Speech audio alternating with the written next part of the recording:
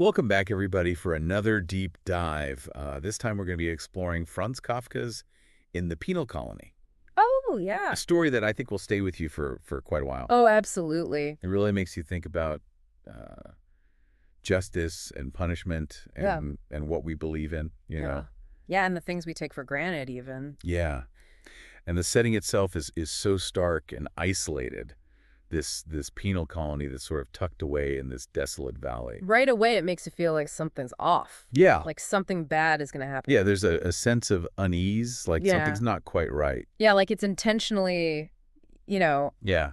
getting rid of all those distractions, all the niceties of civilization, Right. and you're just stuck with just the bare bones of humanity. Yeah. And then we're introduced to these three characters. We have the Office of the Traveler and the Condemned Man, and they each represent a different perspective on the colony's brutal system of justice. Well, the officer, he's all in on the system. He believes in it 100%, even though it seems so barbaric to us as the reader, you know? It's interesting, thinking about the officer has made me reflect on times in my own life Yeah. where I felt so sure of something, even when other people were questioning it. Oh, absolutely. I think that's something we all do. Yeah, it's just human nature to want to believe in something, to have faith in a system or an ideology. Just to find something to hold on to, right? Yeah. But what happens when that faith is misplaced? Right. What happens when the system itself is corrupt? It makes you wonder what Kafka was thinking about when he was writing this, you know? I mean, was he thinking about this kind of stuff personally? Yeah. Did he have these moments where he was questioning his own beliefs? Yeah. Well, that's what Kafka seems to be grappling with here with this story. For sure. I mean, the officer is so blinded by his belief in the old commandant's methods that he can't see the inherent cruelty of what he's doing. He sees the execution machine as this perfect instrument of justice. This crazy contraption. Yeah, yeah. It's described in such vivid detail. The bed, the inscriber, the harrow, Yeah. the needles that are designed to inscribe the sentence onto the condemned man's body. It's just brutal. Yeah. Like, who thinks of this stuff? It's all designed to inflict pain in the most calculated way imaginable over 12 agonizing hours. Yeah, I get what you mean about it sticking with you. Yeah. And reading it, I just felt a visceral reaction, It made me question how any human being could design such a thing, let alone believe it was just... Yeah, like how can you be proud of this thing? Yeah. It just bobbles the mind. Yeah. But the officer, he describes it with this sense of pride, almost like he's fascinated by the mechanics of the machine. Yeah. But for him, the punishment isn't just physical, it's spiritual too. Right. He thinks at the 6th hour, the condemned man has this moment of transfiguration where they finally understand the nature of their crime. It's almost religious Yeah, in a way. it is. And it makes you think, how do people justify cruelty in the name of a higher purpose? It's disturbing to think about, but also fascinating. Yeah. Like you can see how someone who is so isolated, surrounded by this weight of tradition, Right. they could come to believe this is the right way. Yeah. But then we have the traveler who serves as this outsider perspective, Our way in. Yeah, he's horrified by what he sees, and his reactions kind of mirror our own growing discomfort with this whole situation. He's us. Yeah. He's the reader. Yeah. Have you ever been in a situation where you felt like an outsider Yeah. witnessing something that you knew was wrong? Oh, yeah. I'm sure everyone has at some point. Those moments where you're just like, Right. what is going on here? This is not right. Yeah. This is not okay. Yeah, and he's clearly disturbed by the lack of due process. The fact that the condemned man doesn't even know what he's being punished for. Doesn't even get a chance to defend himself. Yeah, and this is where the story really starts to get under your skin, because it forces you to examine your own beliefs about justice and punishment. What do we as a society consider to be fair?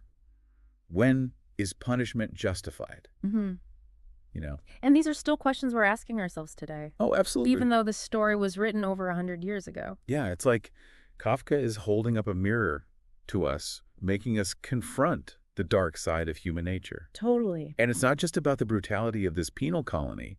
It's about the human capacity for cruelty and blind faith. And the systems we create, right? Yeah. What systems are we blindly following today without even thinking about it? Yeah, what are we not questioning that we should be questioning? Exactly. Yeah, and that's something that I think this story really makes you think about. For sure. Yeah, and this is where you can really feel the tension in the story building. Yeah. You have the officer who is totally convinced this system is right. Yeah.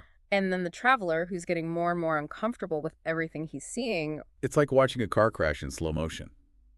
You know? Oh. Something terrible's about to happen. You can't look away. Yeah, you can't look away. And the officer almost seems desperate to convince the traveler that this is the right way. The old commandant's methods are righteous.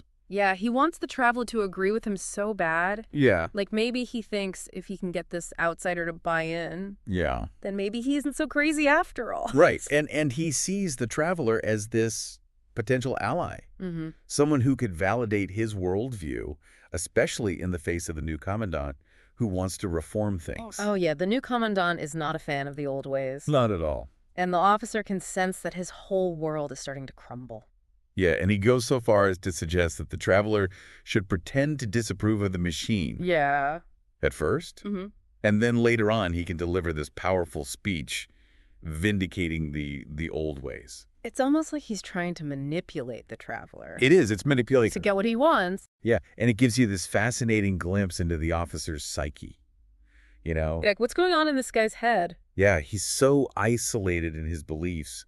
He's clinging to this idea of a world that is slipping away, that he's willing to manipulate the situation to maintain his sense of order. It makes you think, don't we all do that sometimes? Yeah. Trying to twist things around. Yeah. To fit our own view of the world. Yeah, it's a very human impulse, I think. Absolutely. We all want to be right. Yeah, we want to believe that our way of seeing the world is the correct one. But what happens when someone comes along and challenges that belief?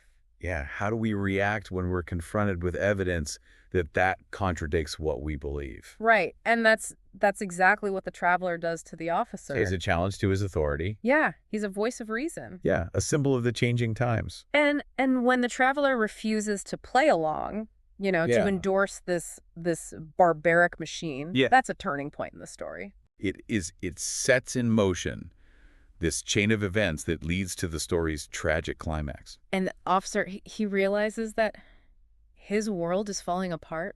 Yeah. And he makes a decision that I don't think anyone sees coming.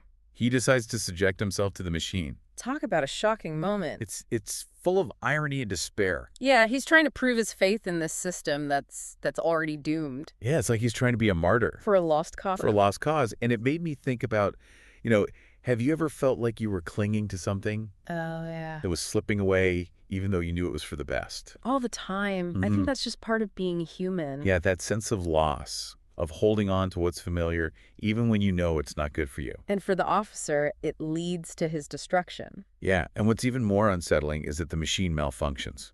Oh, yeah. This thing that he believes in so much, this perfect instrument of justice.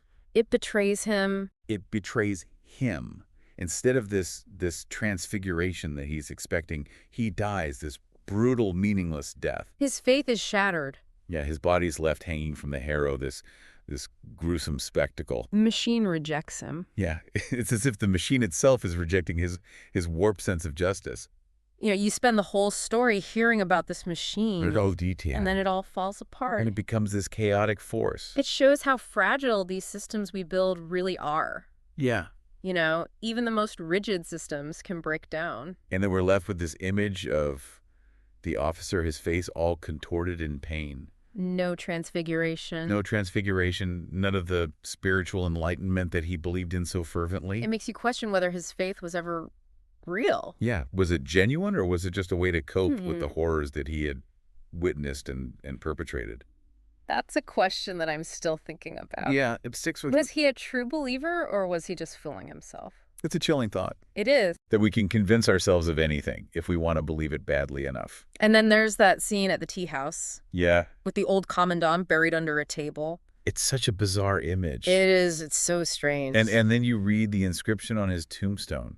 Yeah. This prophecy that he'll return and reconquer the colony. It's creepy. It is creepy. And it suggests that even though the officer is dead, his ideology, his way of thinking is still out there. Yeah, the past isn't really dead. Yeah. It can come back to haunt us.